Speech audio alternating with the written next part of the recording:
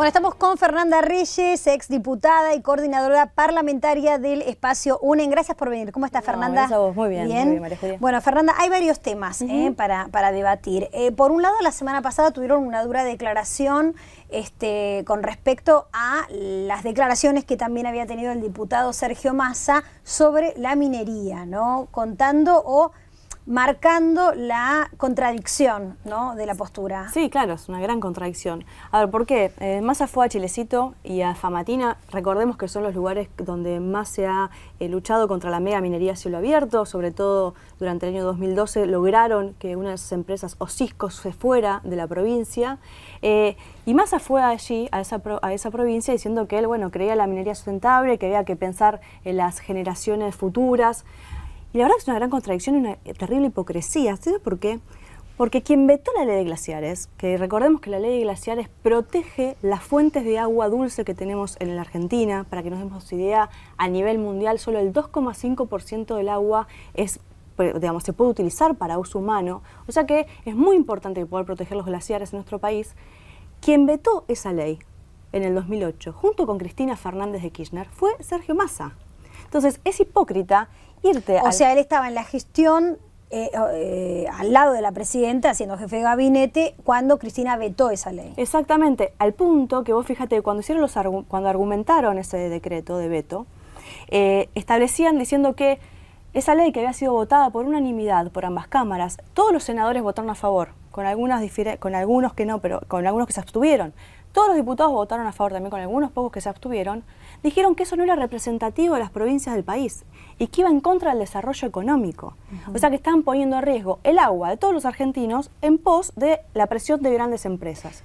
Como esa ley de glaciares salió después de que los glaciares ya estaban derritiéndose, digo, ¿en qué situación estamos hoy en relación a eso? O sea, ¿hay un inventario de...? Bueno, ese es un tema, porque vos fíjate que cuando se vetó la ley inicialmente, eso abrió un proceso de avance de inversiones, sobre todo en Pascualama, en la provincia de San Juan y en otras provincias del país.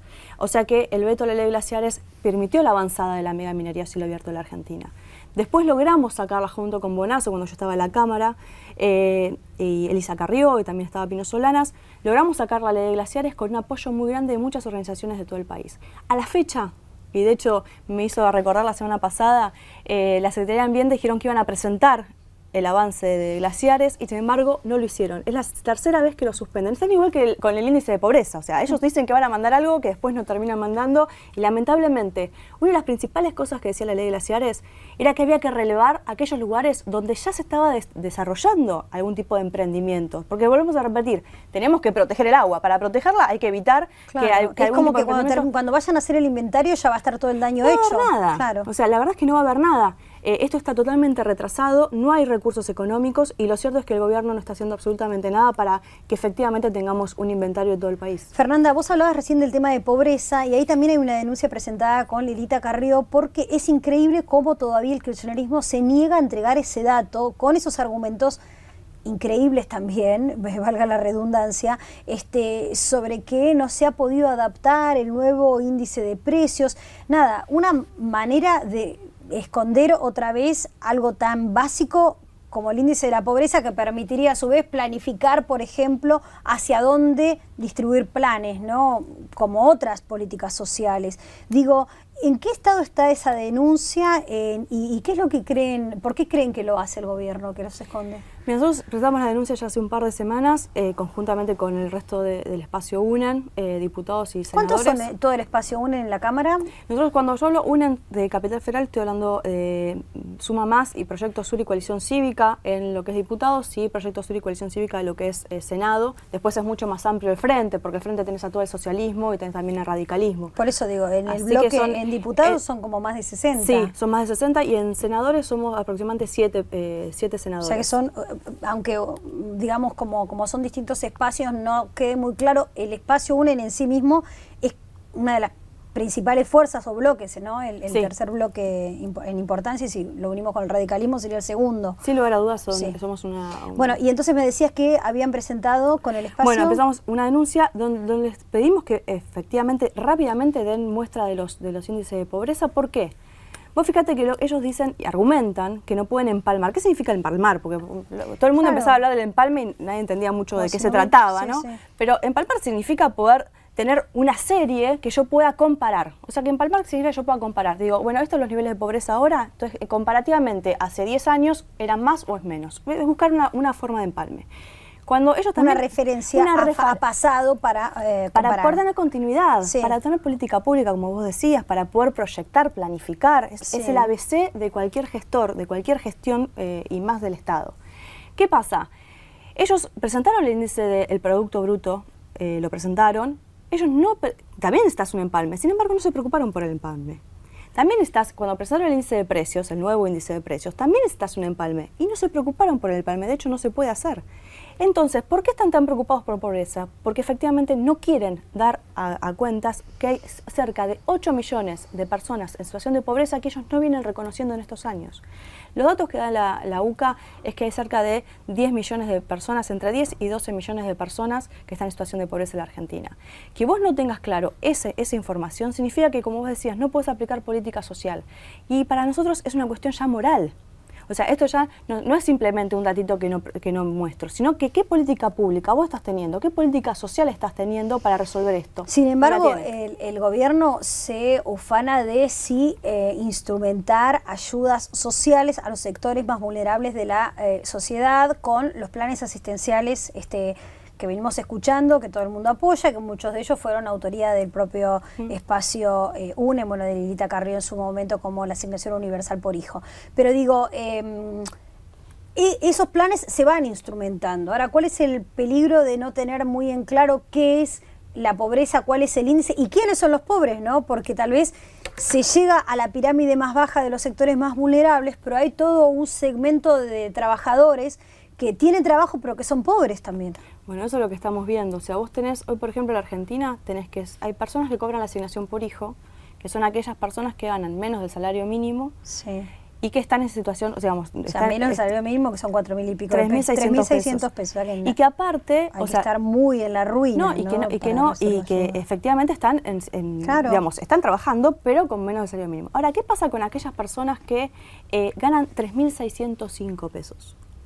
Esas personas no solamente no cobran la asignación por hijo, sino que tampoco cobran una asignación familiar, porque el monotributo no lo está cobrando. Entonces vos tenés que aquellos que están impuestos a las ganancias, que ganan más de 25.000 pesos, descuentan por su hijo cerca de 700 pesos por mes.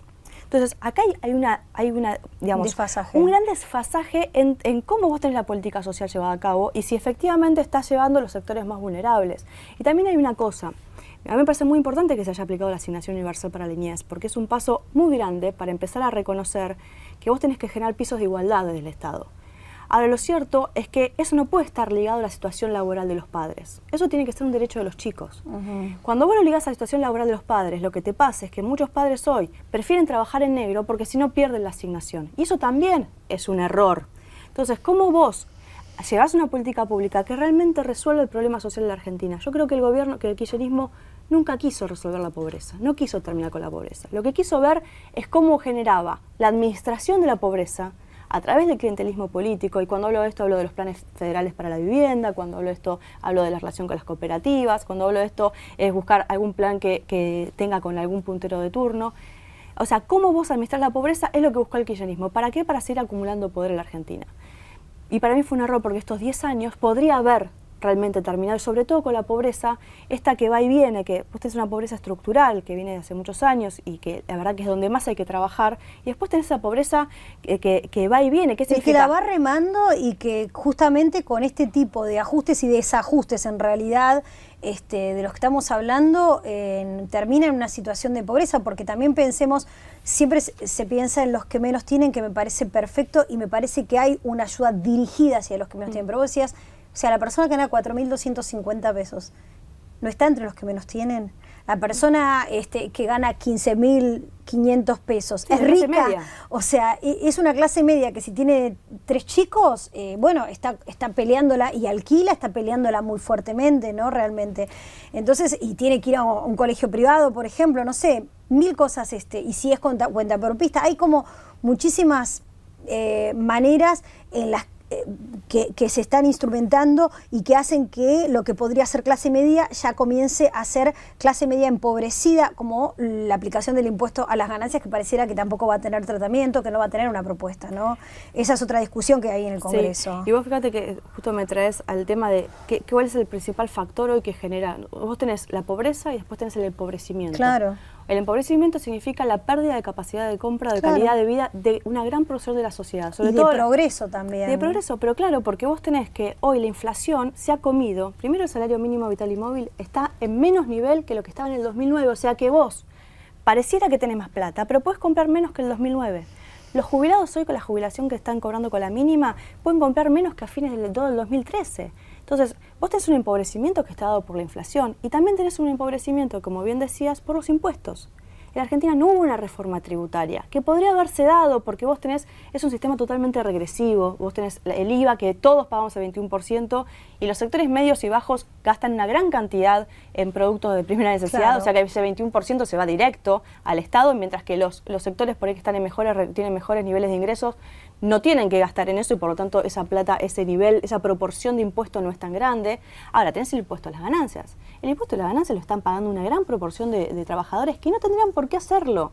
Entonces, estas cuestiones que no se discuten, hoy el gobierno no quiere discutir el aumento del mínimo imponible. Nosotros estamos presentando, todas las semanas se está llamando desde la Cámara de Diputados. ¿Por qué la Cámara de Diputados? Es porque ahí inicia los tratamientos de impuestos, siempre, no pasa por Senado, sino por diputados inicialmente. ¿Todas las semanas llaman a qué? Todas las semanas toda la oposición llama a sesión especial. ¿Qué significa? Se sientan en el recinto esperando que el kirchnerismo baje para tratar el aumento del mínimo no imponible. ¿Para qué? No solamente que aumente el mínimo no imponible, sino que los jubilados dejen de pagar ganancias, que eso también está dentro del proyecto, y que aparte se puedan deducir alquiler dentro del impuesto a las ganancias, porque es un costo. O sea, hoy la gran mayoría alquilan porque no tienen acceso a un crédito ni acceso a la posibilidad de comprar una casa. Bueno, que eso también se deduzca. Esto estamos haciéndolo todos los miércoles en la Cámara de Diputados y la verdad que esperamos que el kirchnerismo efectivamente en algún momento baje. Salió a decir que no lo iba a hacer. Porque ¿Cuánto tiempo hace que lo están haciendo? Y ya van a ser cuatro miércoles, ya hace un mes que estamos llamando. Fernanda, te agradezco mucho por haber venido aquí.